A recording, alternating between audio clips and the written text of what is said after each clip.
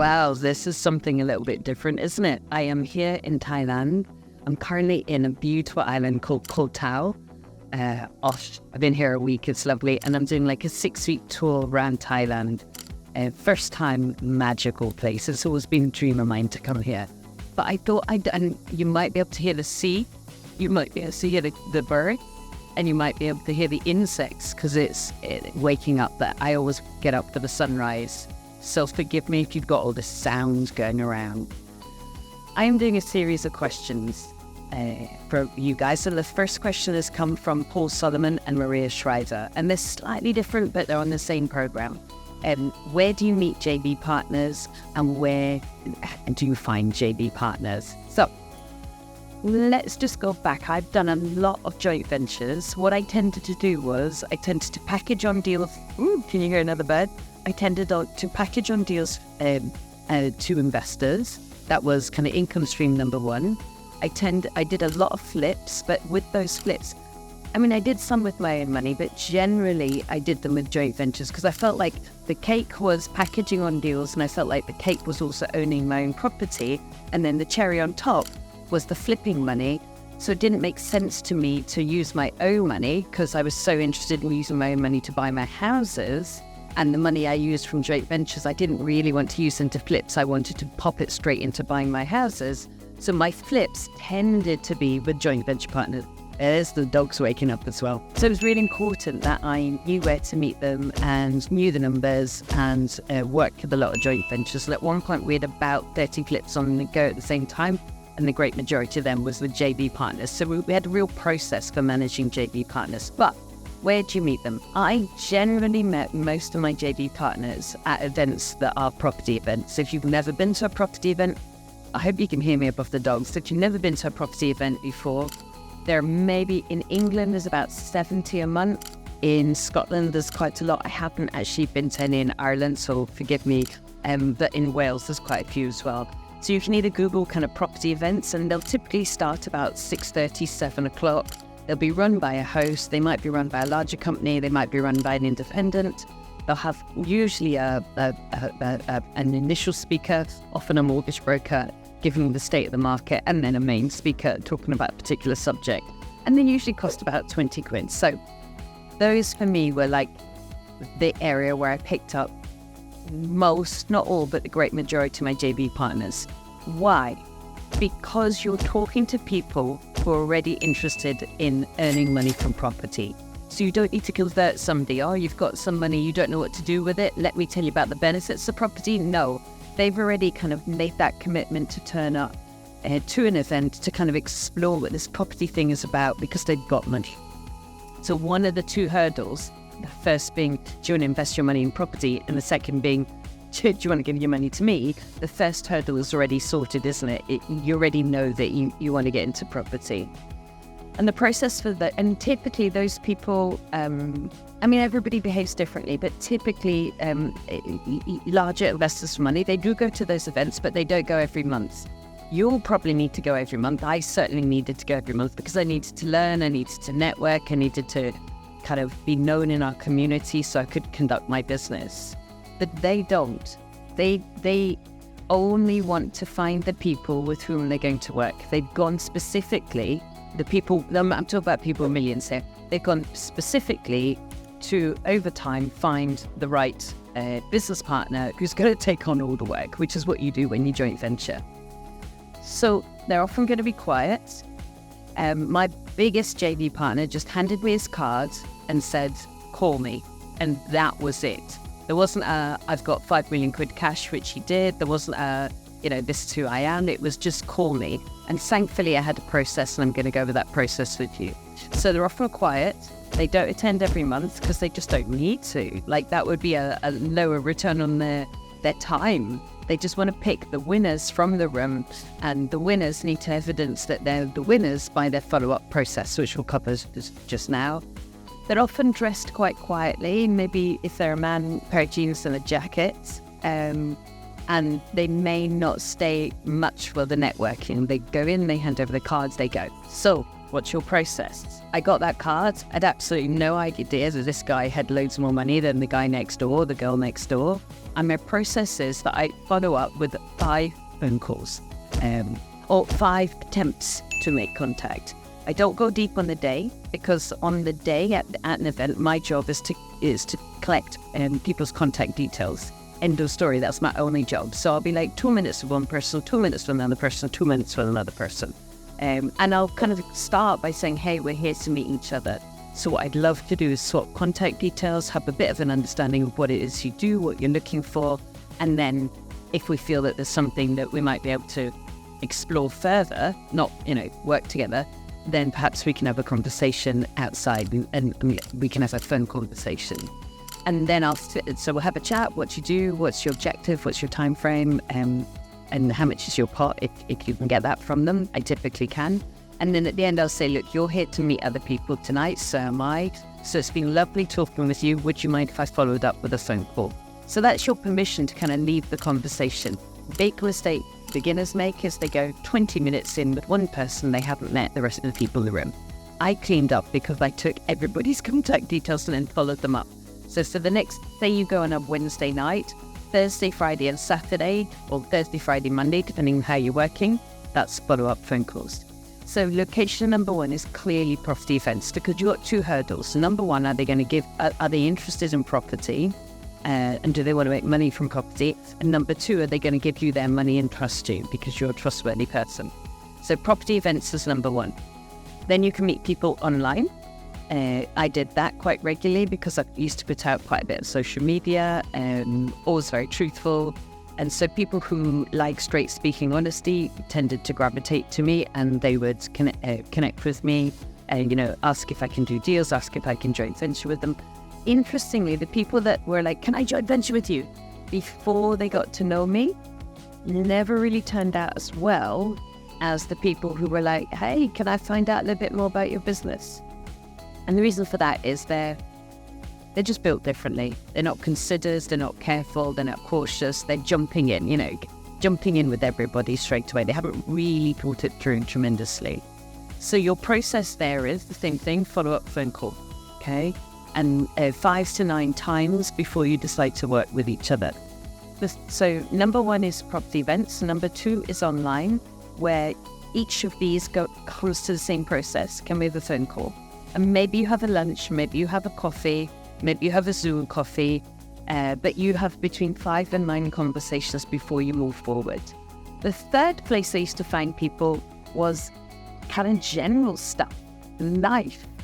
I used to occasionally go to business networking meets in the morning for breakfast. I tended to not find them so helpful. They're often full of people who have got trade professionals. There's nothing wrong with trade professionals, but I mean like insurance brokers or plumbers, or, they're looking for business. And they're not necessarily at the stage they've got, if you're getting up at 6 o'clock to go to a breakfast meeting at 7 o'clock, you haven't got financial freedom, you don't have a large lump sum normally.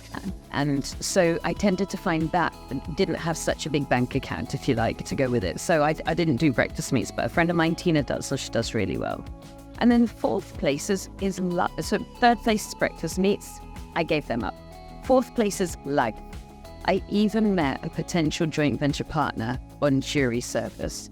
And the reason life will give you some JV partners is you're going to be so enthusiastic about what you do. I'm doing property, it's amazing. You can make like 50 grand, 100 grand every time you flip. Mind blowing compared to a salary. That people are going to go, oh, can you tell me more? Okay. Can you tell me more? Can you tell me more? Your ears, like Dr. Spock, should be like, whoa. Because they're saying, oh, that sounds interesting. Maybe I could get involved. They're not at the stage of saying, let's do some work together, but they're like, oh, tell me more. So put them on your list of people to follow through with. So this chap, and let me tell you my mistake. This was really early on. I still had a full-time job. I was called up for jury service. Now I was a director of a beautiful museum. Okay, so under normal circumstances, you'd be like, oh, I'm terribly busy, I can't do it. But I knew I was leaving soon. It is a civic duty. And I felt that maybe in the downtime, I would maybe be able to get some property work done. So I went on the jury service, and I was on jury service for 3 weeks. So there is a lot of waiting around, so I actually got quite a lot of property work done. I was like, everyone else is reading, like, doing crosswords and reading magazines and chatting, and I'm like furiously working away. So this guy, we'd been on 2 juries together, and he was the foreman on the juries. He used to run pubs. He was good with people. I watched him in difficult circumstances manage 2 juries, and I thought, yeah, you're good. You've got your head screwed on. You can manage difficult situations. You can manage conflict. You're considered. You're thought through. You're a smart guy, street smart. And he was like, what are you doing? What are you working on? Because I was the only person working.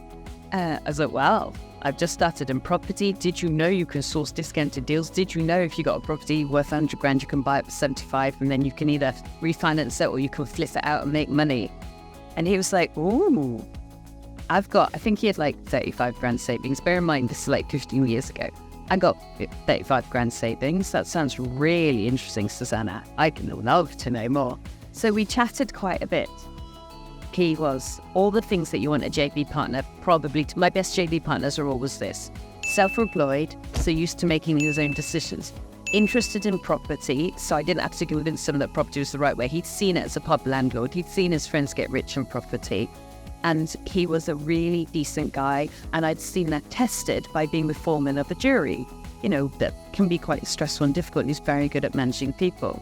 So you knew he could manage it under difficult circumstances, and but he's going to throw you some blinders sometimes. You want your JV partners to have the guts to be able to manage it. So I was like, fantastic. Here is one of my early JV partners. Went in a big mistake, didn't take his contact details, assumed I'd see him the following day. Went in the following day, we're on different juries, separated into different rooms, not allowed to see each other again. And that was it. After my 3rd jury service, I was kind of thanked and let go. And I was begging jury clerks for his contact details. But as you can imagine, you've just either convicted or not convicted somebody who's either criminal or not criminal.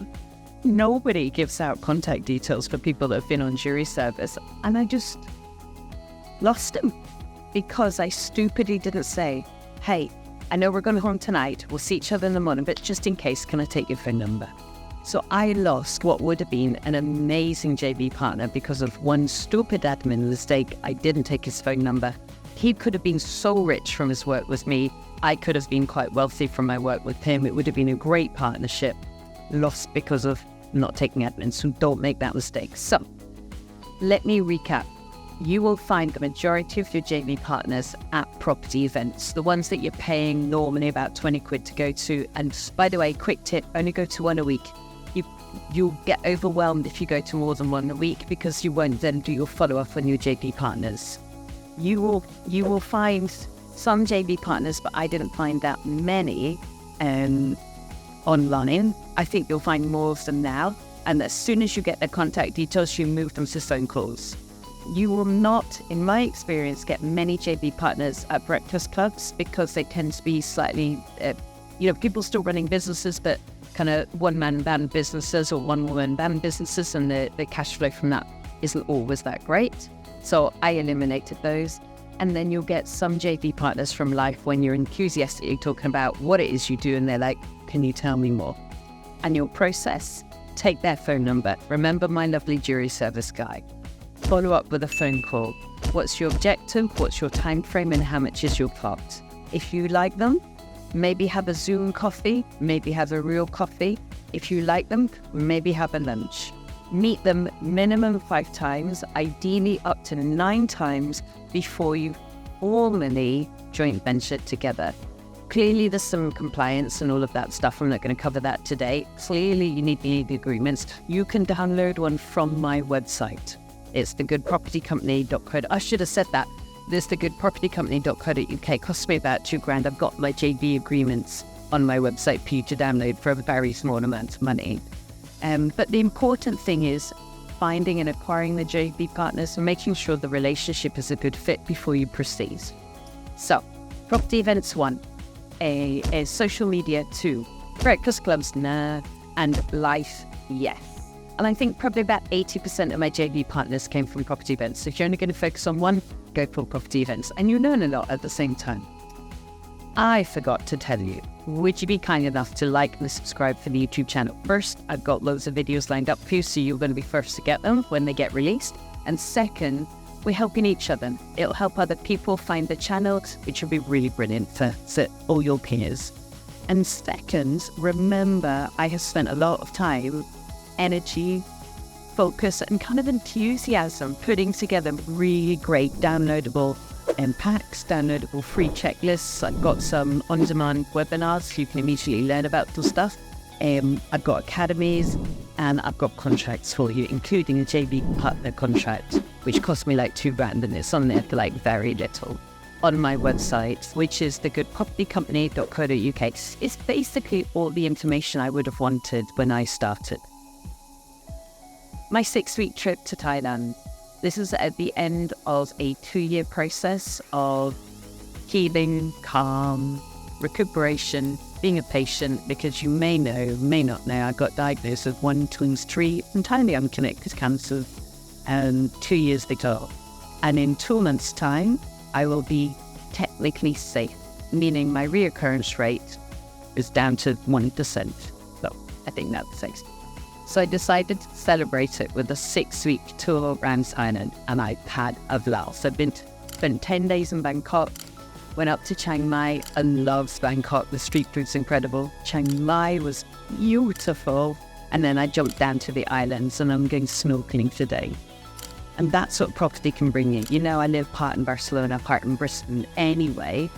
And I'm like, I think I'll just go to Thailand for 6 weeks. And so it does bring that freedom of choice. You know, it's funded by property. The time is given to me by property. So if you're kind of, shall I get into this? Shall I not? Please do. It's really, really beneficial for you after a few years of hard work. Right, good luck to you. If what we've put out for you guys really works for you, then fabulous. Support our channel, click the like button, and thank you so much.